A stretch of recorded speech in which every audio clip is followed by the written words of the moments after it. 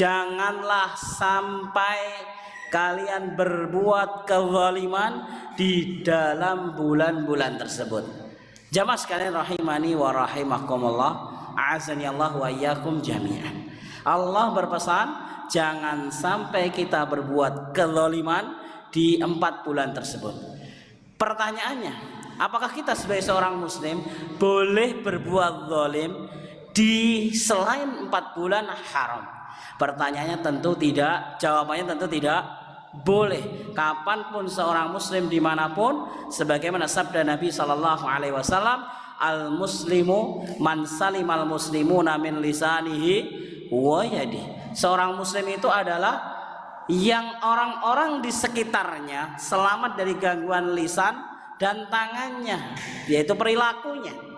Maka apa maksud yang Allah maksudkan jangan kalian berbuat kezaliman di dalam 4 bulan haram?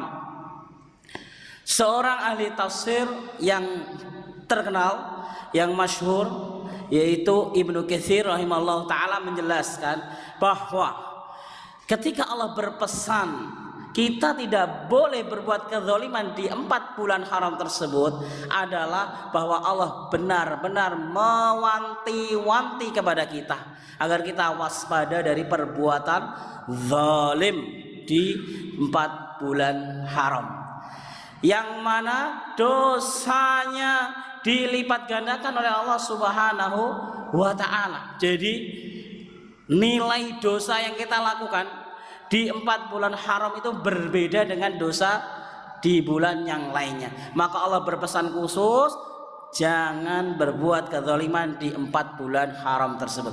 Maka kita harus meminimalisir untuk menjaga diri ini dari pelanggaran dan dosa daripada kemaksiatan kepada Allah Subhanahu wa ta'ala. A'azzani Allah wa iyyakum jami'an.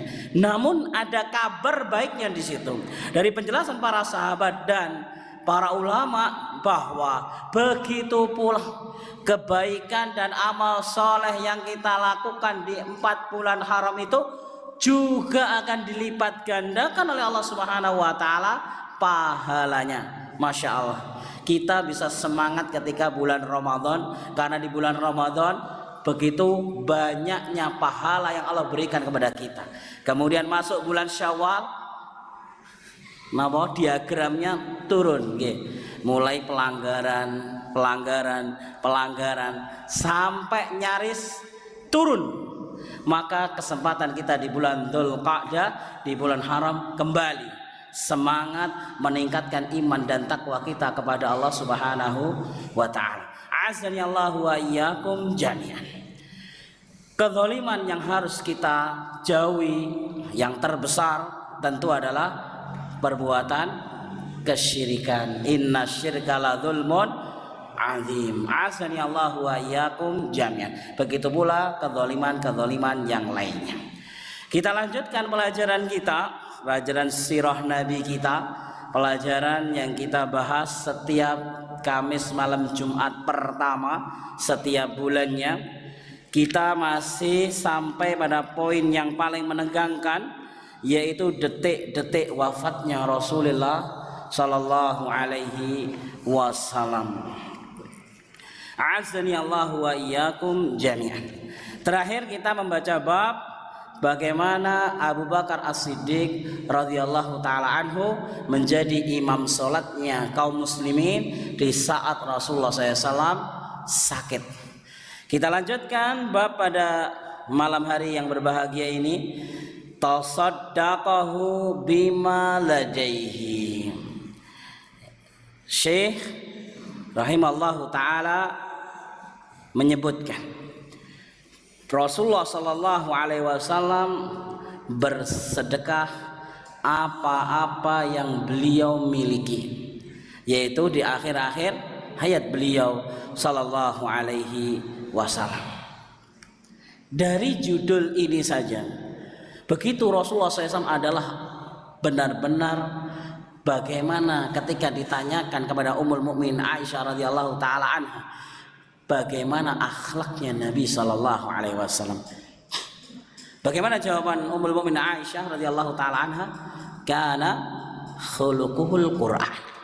Akhlaknya Rasulullah SAW adalah Al-Quran. Seperti Al-Quran berjalan, semua dilakukan oleh Nabi Sallallahu Alaihi Wasallam. Di akhir hayat Nabi Sallallahu Alaihi Wasallam, di detik-detik ya akan wafatnya Nabi SAW, Rasulullah masih berusaha bersedekah. Kenapa? Karena keutamaan sedekah yang luar biasa.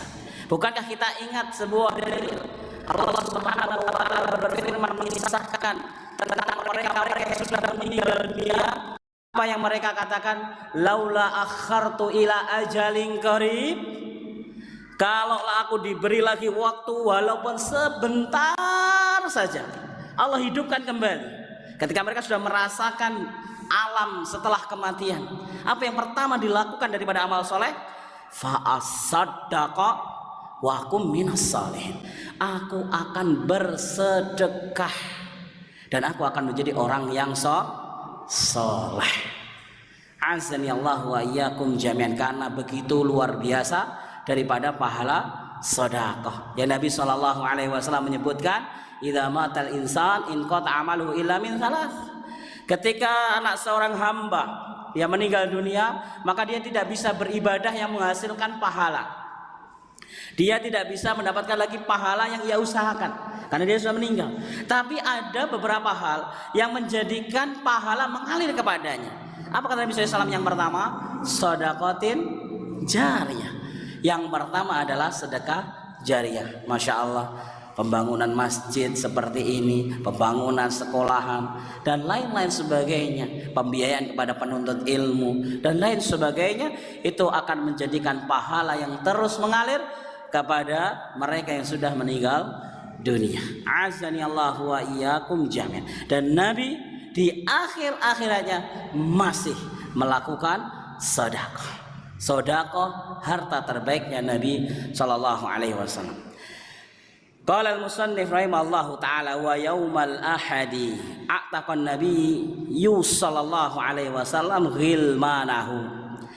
Di hari Ahad Nabi SAW membebaskan budaknya atau memerdekakan budaknya. Masya Allah ya, ini luar biasa.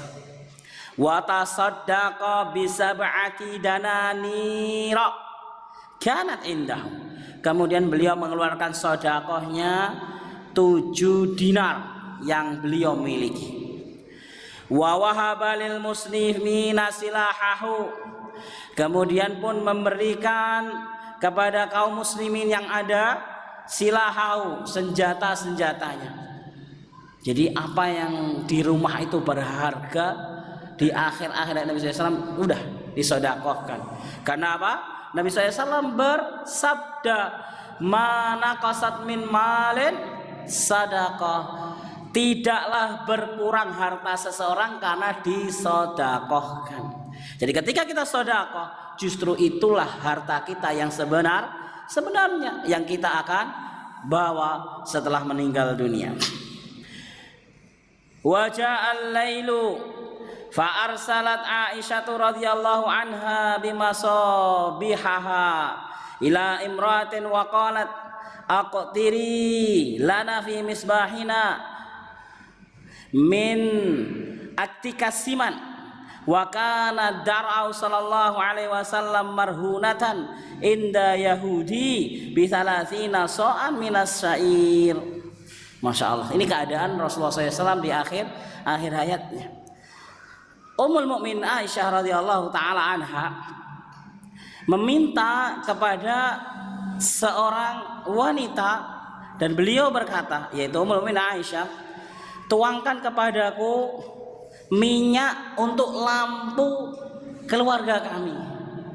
Ya, mungkin panjenengan yang Masya Allah yang di era 80-an ya, belum menikmati listrik, mungkin kita merasakan yang namanya oblek, lampu yang dengan minyak tanah. Jadi masih sangat tergambar. Namun yang mungkin adik-adik tahun 2000-an gak ngerti apa iku oblek. Naam, azani Allah wa iyyakum jami'an. Sampai demikian. adalah Nabi Shallallahu Alaihi Wasallam menggadaikan ya sebagian barangnya ke orang Yahudi bisalasi nasoan dengan 30 sok minas sakit gandum ya. Sampai menggadaikan sesuatu yang ada di rumah untuk kebutuhan keluarga.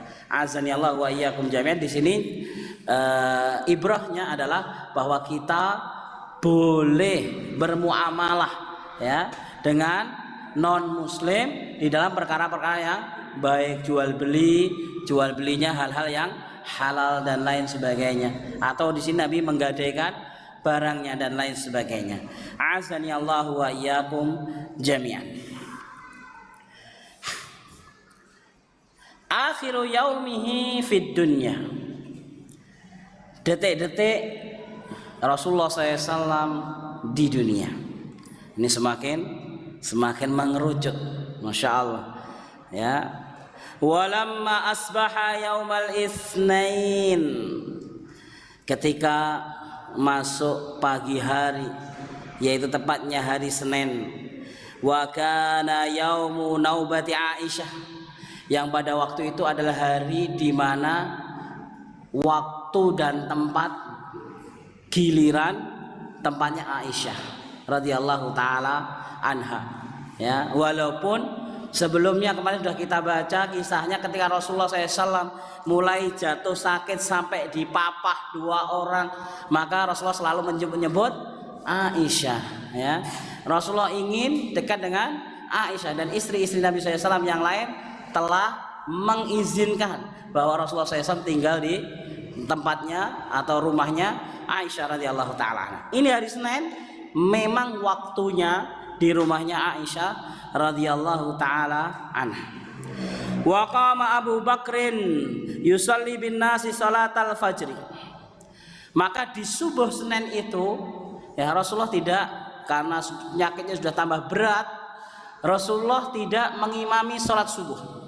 Tapi yang mengimami sholat subuh adalah sahabat Abu Bakar As-Siddiq radhiyallahu taala anhu, ayahanda dari Ummul Mukminin Aisyah radhiyallahu taala anha.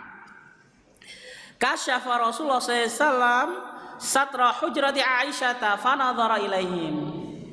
Namun Rasulullah menyingkap tirai kamarnya atau rumahnya Aisyah radhiyallahu taala anha untuk melihat kaum muslimin sholat subuh berjamaah. Jadi menunjukkan bahwa rumahnya Rasulullah SAW itu nempel dengan Masjid Nabawi. Jadi sejarahnya nanti kita akan baca juga bahwa kalau sekarang tanpa membaca sejarah, ketika kita menunaikan ibadah umroh, kita sholat di Masjid Nabawi, maka kita melihat seakan-akan kuburan Nabi SAW itu di dalam masjid. Tapi kalau kita melihat sejarah seperti ini, kita memahami bahwa Rasulullah SAW itu rumahnya di samping masjid, dan Rasulullah dimakamkan di dalam kamarnya Aisyah radhiyallahu taala anha. Tsumma tabassama yadhaku. Ketika Rasulullah membuka jendela, Rasulullah SAW itu tersenyum dan sedikit tertawa. Rasulullah SAW tidak pernah tertawa ya seperti kita sebelum makan kita dengan tertawa yang terbahak. Rasulullah itu senyum ya, sukanya senyum. Yadhak berarti senyum yang lebar, senyum sumringah. Fanakasa Abu Bakar ala akibai wa dhanna anna yuridu an yahruja ila salah. Wahammal muslimun an yaftatinu fi salatihim farahan bi Rasulillah sallallahu alaihi wasallam fa asyara ilaihim biyadi an atimmu salatakum thumma dakhalal hujrata wa arkhas satra. Abu Bakar melihat Nabi sallallahu alaihi wasallam, Abu Bakar beranjak, oh Nabi kayaknya ini sudah baik kan, Nabi mau ngimamin sholat ini kayaknya ya. Nabi Sallallahu Alaihi Wasallam ya terlihat bahagia. Nabi SAW terlihat gembira. Nabi SAW terlihat riang. Maka ketika Abu Bakar ya menginginkan mengira Nabi SAW ingin sholat bersama kaum muslimin, dan kaum muslimin ini ya takut ya kalau nanti Abu Bakar sholat duluan, Rasulullah SAW ketinggalan karena jalan aja perlu dipapah dan lain sebagainya. Maka fa'asyara ilaihim, Rasulullah menunjuk ya, memberikan isyarat kepada kaum muslimin untuk menyempurnakan sholatnya, untuk lanjut sholat ya. Kemudian Nabi SAW menutup tirai kamarnya kembali. Azani Allah wa iyyakum jami'an. Wa fi hadzal yawm au fi hadzal usbu' da'a Rasulullah sallallahu alaihi wasallam. Di hari ini atau di hari itu, ada yang menyebutkan di pekan-pekan itu, yaitu di waktu-waktu kurang lebih ya hari itu atau sebelumnya sedikit, da'a Rasulullah SAW Fatimah fasaraha bi syai'in fabakat thumma saraha bi syai'in fadhahikat. Rasulullah SAW memanggil putrinya tercinta, yaitu istrinya Ali bin Abi Thalib radhiyallahu taala anha. Siapa dia?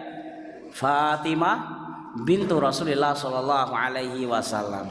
Lalu Rasulullah menyebutkan sesuatu secara pelan, yaitu membisikkan sesuatu ya, sampai Aisyah yang ada di situ nggak dengar ya. Tapi anehnya ketika Fatimah dibisikin sesuatu tadi, Fatimah fabakat, Fatimah menangis ya. Kemudian Nabi SAW membisikkan lagi, Nabi SAW ya menyampaikan lagi dengan pelan, fadhahikat, Fatimah ketawa. Habis menangis kemudian apa? Tertawa. Wa sa'alatha Aisyatu an dzalika fakatamat. Ummul Mukminin Aisyah, umminya, tanya sama Fatimah, Nabi ngomong apa? Nabi bisikin apa? Fakatamat. Tapi Fatimah enggan menyebutkan. Fatimah tidak mau menyebutkan. Fatimah menyembunyikan. Ya.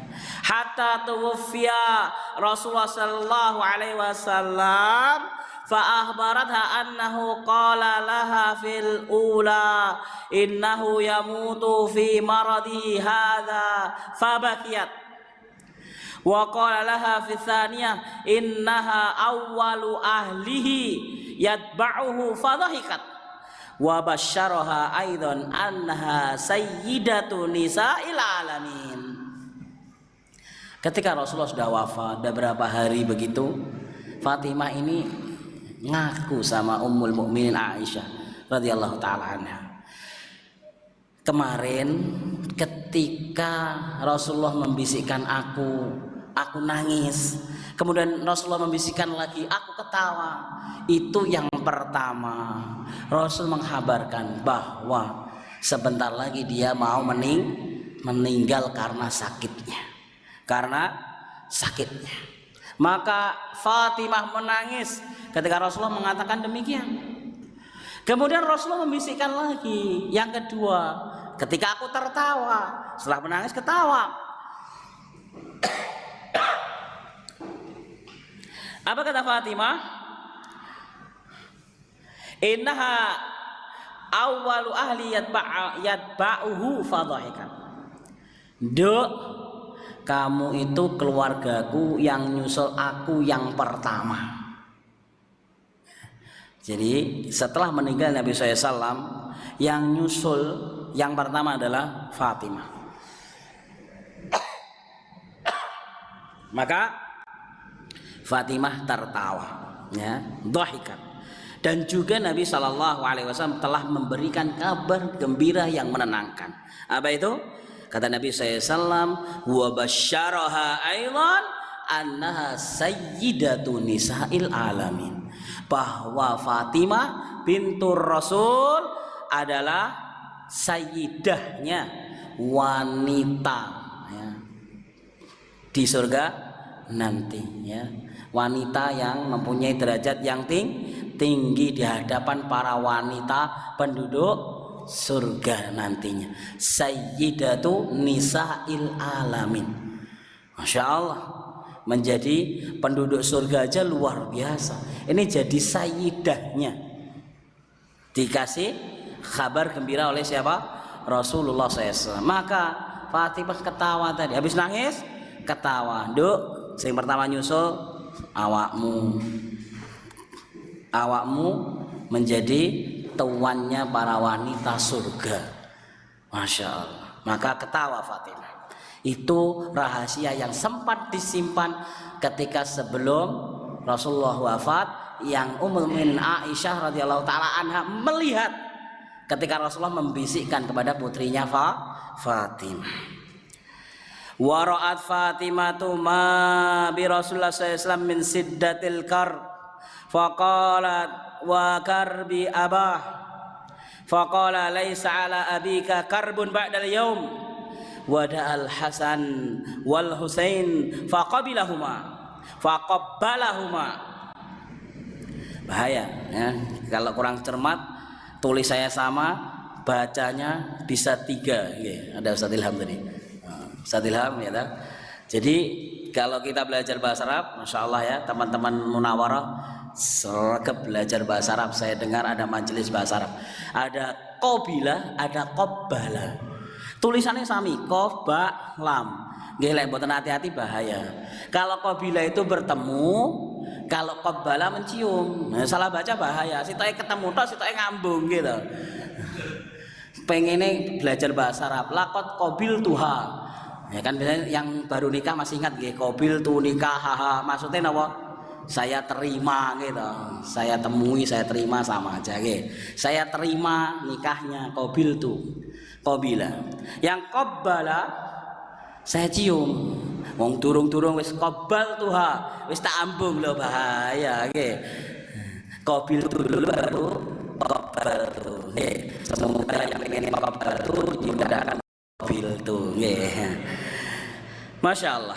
Azani Allah wa iyyakum jami'an. Maka Fatimah radhiyallahu taala anha ketika itu sanjang ya, bilang kepada Nabi Shallallahu Alaihi Wasallam karena melihat Rasulullah SAW ini Masya Allah, karena Fatimah ini termasuk saksi hidup ya, karena Fatimah melihat bagaimana Nabi diangkat menjadi Nabi dan Rasul dari gangguan-gangguan orang Quraisy dan teman-temannya ya, kemudian bagaimana harus diusir dari Taif terus bagaimana ya peperangan terjadi dengan silih berganti dan terus sepanjang hidupnya Nabi Shallallahu Alaihi Wasallam ya, begitu beratnya menjadi Nabi dan Rasul. Maka Fatimah mengatakan kepada bapaknya ya, sungguh berat sekali apa yang menimpamu wahai ayahanda. Maka Nabi SAW menimpali dengan kalimat laisa ala abiyya karbun ba'dal yaum. Nduk, wis toh, setelah hari ini sudah enggak ada sesuatu yang menyakitkan, tidak ada sesuatu yang memberatkan, tidak ada sesuatu yang lagi yang menyesakkan setelah hari ini. Azani Allah wa iyyakum jami'an. Kemudian Rasulullah SAW memanggil Hasan, memanggil Husain ya, putra-putra Fatimah radhiyallahu taala anha. Hasan wal Husain putra daripada Ali bin Abi Thalib radhiyallahu taala anhu, cucu-cucu Nabi sallallahu alaihi wasallam, dipanggil cucu-cucunya tersebut, kemudian dicium oleh Nabi sallallahu alaihi wasallam. Faqabbalahuma, kemudian Nabi SAW mencium cucu-cucunya nggih. Sing jadi mbah nggih pun gengsi nyium cucu nggih, Rasulullah saja nyium cucunya nggih. Panjenengan sing pun dadi mbah, cucu-cucunya disayang. Sing belum punya cucu semoga segera punya cucu. Lah mantu dereng kok, semoga segera mantu dan duwe cucu. Azani Allah wa iyyakum jami'an. Wada'a azwajah. Kemudian Nabi SAW panggil semua istrinya. Masya Allah, ini di detik-detik akhir hayat Nabi SAW dikumpulkan keluarga inti ya, istri-istrinya dipanggil semua. Untuk apa? Adum waris. Apa disebutkan? Fawa'adhahunna wa dzakarahun. Nabi SAW memberikan wasiat dan nasihat kepada keluarganya semuanya, istrinya ataupun anak-anaknya ataupun bahkan cucu-cucunya. Azani Allah wa iyyakum jami'an. Wa tafiqal waju yashtaddu wa yazid wa antaqadha as-samma alladhi akalahu bi Khaybar fa akhadha yahissu bi shiddati alamihi wa kana qad taraha khamisata lahu ala wajhihi fa idza ihtamma kashafaha an wajhihi fa qala wa huwa kadhalik la'natullahi 'ala al-yahudi wan nasara ittakhadhu qubur anbiya'ahum masajida yuhadziru ma sana'u la yabqayanna dinani fil ardil arab. Sakitnya beliau sudah semakin memburuk. Sakitnya beliau SAW sudah semakin parah. Nabi SAW memuntahkan racun ya. Jadi Nabi SAW asal usul sakitnya itu sebenarnya berawal dari keracunan yang disengaja ya. Dari Nabi SAW disebutkan dalam sebuah kisah ya, bahwasanya Nabi SAW itu diberikan makan ke Nabi SAW, yaitu apa? Teklek kambing. Ya ternyata di situ sudah diberikan racun oleh wanita Yahudi. Azani Allah wa iyyakum jami'an. Nabi SAW memuntahkan racun yang beliau dulu makan bersama makanan di Khaybar ya. Kisah Khaybar itu sekitar tahun 9 Hijriah. Berarti lama loh ya, hampir 2 tahunan. Azani Allah wa iyyakum jami'an. 9 atau 10. Intinya setahun lebih. Azani Allah wa iyyakum jami'an. Fa akhadha yahissu bi syiddati alami. Maka mulailah ya. Dalam bahasa Arab akhadha itu enggak harus mengambil ya. Yang belajar bahasa Arab Masya Allah enggak harus selalu artinya mengambil, tapi bisa artinya bada'a, mulailah Rasulullah merasakan sakit yang sangat hebat setelah muntahin racun tadi. Wa kana qataraha khamisata lahu ala wajhi.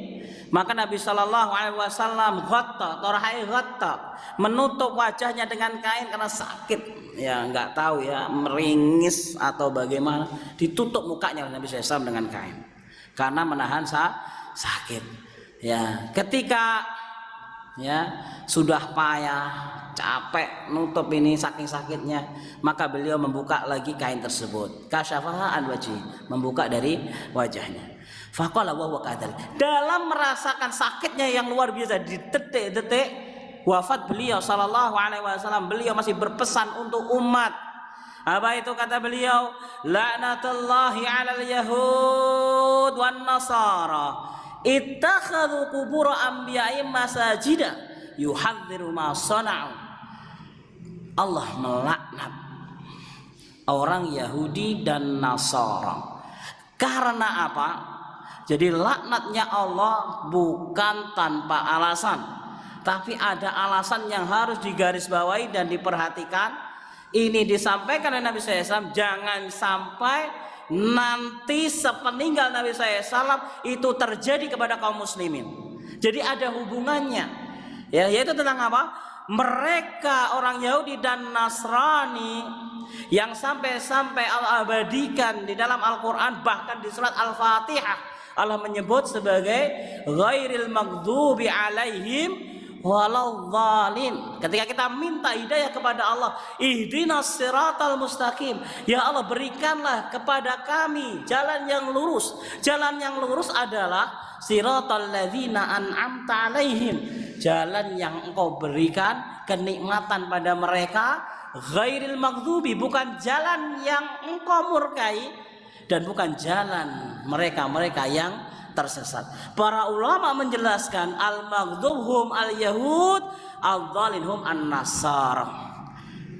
Kenapa? Karena di antara sifatnya adalah bahwa orang Yahudi adalah orang yang mengetahui tetapi tidak mau mengamalkan ilmunya. Mereka memahami tentang kedatangan Nabi terakhir yaitu Muhammad ibnu Abdullah sallallahu alaihi wasallam, tapi karena iri dan dengkinya mereka sehingga mereka tidak menerima akan keabsahan Nabi Muhammad sallallahu alaihi wasallam sebagai khatamul anbiya wal mursalin.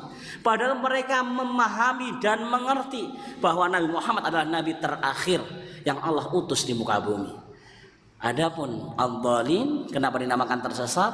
Karena mereka orang-orang Nasara adalah mereka yang senantiasa ngikut buta kepada pimpinan-pimpinan mereka tanpa mereka mempunyai ilmu, mengamalkan tanpa ilmu. Maka kita harus menjadi yang tengah-tengah. Al-wasatiyah, dia berusaha mencari ilmu, ketika mempunyai ilmu dia amalkan ilmu. Ghairil maghdubi alaihim waladhdallin. Nah, kembali kepada hadis Nabi SAW di akhir ayatnya. Nabi memberikan laknat kepada orang Yahudi dan Nasara. Kenapa? Karena mereka ittakhadhu, mereka menjadikan kubur anbiyaihim masajidah, kuburan nabi-nabi mereka masjid.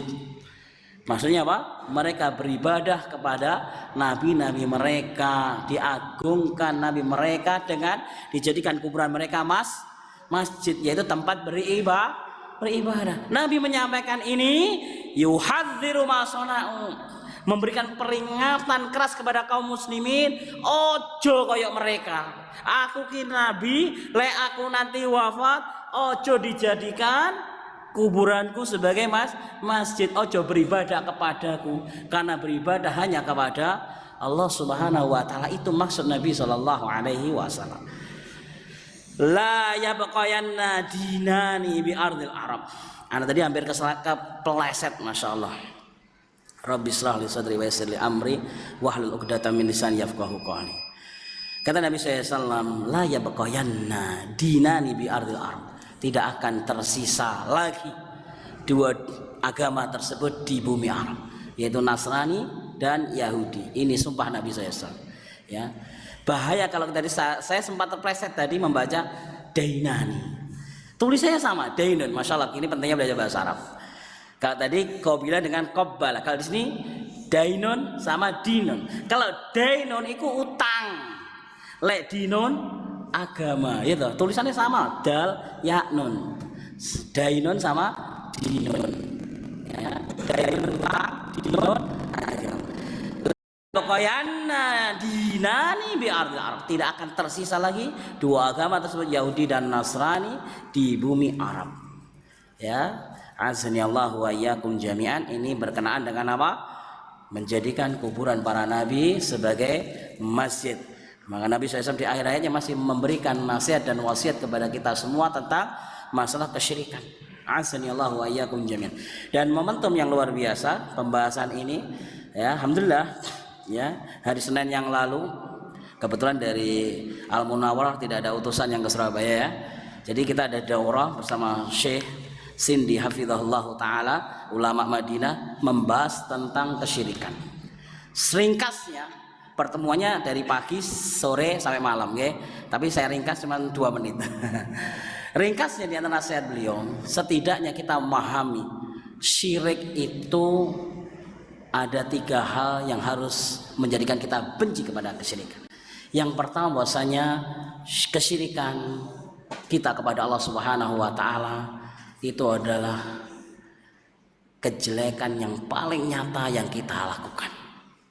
Bagaimana tidak jelek kita menyekutukan kepada zat yang menciptakan kita, yang memberi rezeki kepada kita, yang mengatur kita. Bagaimana kita persekutukan Allah Subhanahu wa taala. Yang kedua, bahwasanya kesyirikan itu paling jelek dosanya, ya, paling jelek dosanya. Inna syirka la dzulmun adzim, dosa paling besar. Ya, innallaha la yaghfiru ayyushraka bih wa yaghfiru ma duna dzalika liman yasha. Allah masih mengampuni dosa-dosa yang lain. Tapi kalau kesyirikan, dia belum bertaubat ketika meninggal dunia, Allah tidak mengampuni. Ya, asyaddu dzanban, dosa yang paling besar, qobhan. Kemudian yang terakhir, bahwasanya kesyirikan itu di dalam Al-Quran, di dalam hadis adalah sebuah kesalahan terbesar yang ancamannya paling berat. Ya, yang ancamannya paling berat, baik di dunia maupun di akhirat. Azani Allahu wa iyyakum jami'an. Semoga Allah Subhanahu wa taala menjaga kita semua dari perbuatan kesyirikan. Azani Allahu wa iyyakum jami'an. Wa kana hadza min akhir ma takallama wa awsa bihi an-nas wa qarrara miraran as-salah as-salah wa ma malakat aymanukum. Dan begitulah Nabi SAW di detik-detik sebelum wafatnya Nabi SAW berpesan tentang apa? Kesyirikan, agar kita berhati-hati tentang kesyirikan, lebih kepada masalah menjadikan nabi-nabi mereka sesembahan. Tidak seperti yang disampaikan Nabi SAW, orang Yahudi dan Nasrani yang menjadikan para nabi mereka kuburannya sebagai masjid. Nabi tidak mau seperti itu. Azani Allah wa iyyakum jami'an. Kemudian Nabi pun juga berpesan kepada manusia, wa qarrara miraran, terus diulang-ulang, menunjukkan pentingnya bab ini, yaitu apa? As-salah as-salah wa ma malakat aymanukum. Salat, salat, dan apa-apa yang kita miliki dari budak. Azani Allah wa iyyakum jami'an. Salat yang dimaksud adalah salat 5 waktu. Rukun Islam yang kedua. Jadi kalau kita mengajarkan anak-anak rukun Islam ada 5. 1 syahadat, kalau bisa sing lengkap. 1 membaca 2 kalimat syahadat, asyhadu alla ilaha illallah wa asyhadu anna muhammadar Rasulullah. Yang kedua salat, aja mek salat tok, engko salat Id ya salat nih. Gitu. Rukun Islam yang kedua salat. Salat Id setahun pisan. Mending salat Jumat seminggu pisan. Mboten. Yang dimaksud salat adalah salat 5 waktu sebelum yang lain, ya. Subuh, duhur, asar, maghrib, isya ini mempunyai, ya, timbangan yang sama kewajibannya. Mboten bareng, mending aku maghriban tiwas gak, mboten. Nggih. Jadi tidak ada mendingnya. Ya, jadi 5 itu rangkaian rukun Islam yang kedua niku salat 5 waktu sebelum salat yang lainnya. Ya, azani Allah wa iyyakum jami'an. Sampai Nabi SAW mengatakan di detik-detik sebelum apa Nabi SAW, as-salah as-salah, salat salat wa ma malakat aymanukum. Ya, ini kemudian Nabi mengingatkan tentang setelah tanggung jawab kepada Allah yaitu salat, kemudian tanggung jawab kepada sesama, sing duwe budak, sing apik karo budake, ya. Ini juga dimaksudkan makna yang luas, panjenengan sing bos ya jangan dolim kepada karyawan, dan seterusnya.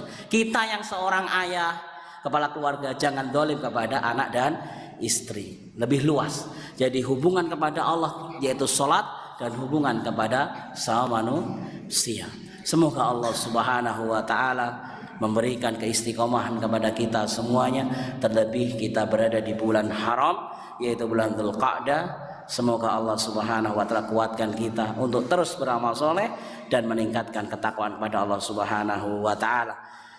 Insyaallah bab tentang apa yang kita baca tentang sirah Nabi ini kita lanjutkan di pertemuan berikutnya. Semoga Allah Subhanahu wa taala selalu memberikan kesehatan kepada kita semuanya.